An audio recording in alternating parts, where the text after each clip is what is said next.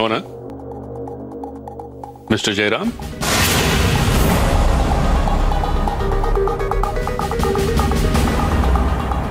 Mister Jairam, तुम्ही आणि आदिती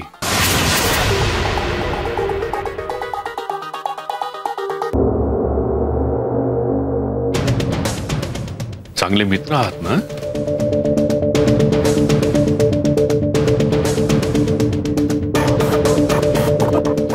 हे मी एडीएमचा मालक म्हणून नाही, आदितीचा बाप म्हणून बोलतोय.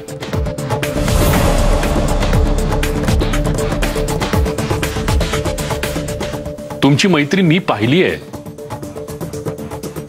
आता मला एक मित्र म्हणून सांगा की आदिती तिच्या सासऱ्यांशी कशी वागते? पाहिलं असेलच ना तुम्ही? आय मीन तुमचं येणं जाणं असतं ना तिथे?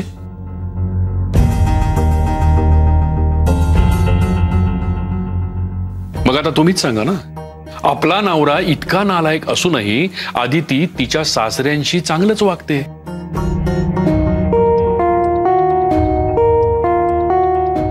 त्यांना जर हे सगळं सत्य कळलं तर काय होईल त्यांचं?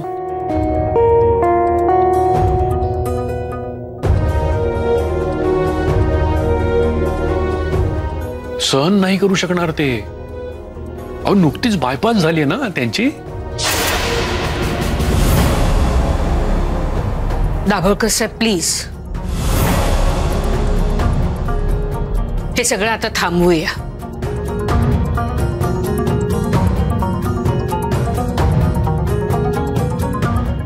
ह्या विषयावर आता आणखी चर्चा नको. पहा तुमच्या मुलीला त्याचा किती त्रास होतोय ते.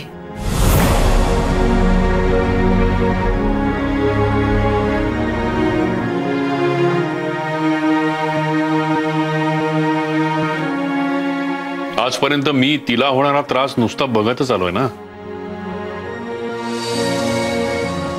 पण तिला मात्र बापाला वाटणारी काळजी कधीच नाही कळली.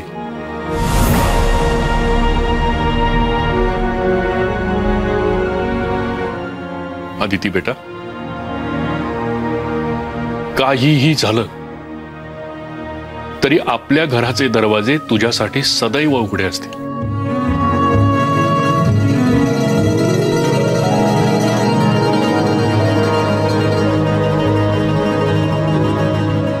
Anyway I am really sorry. खरं तर मला हा विषय इथे काढायचा नव्हता, पण मिस रजनीने विषय काढला म्हणून मी हे बोललो. असो, चला चला लंचला जा. आता लंच टाइमची वेळ संपत येईल.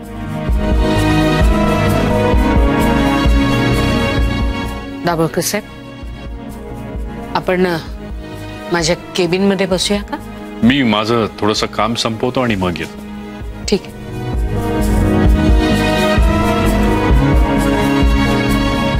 चला चला लंचला चला.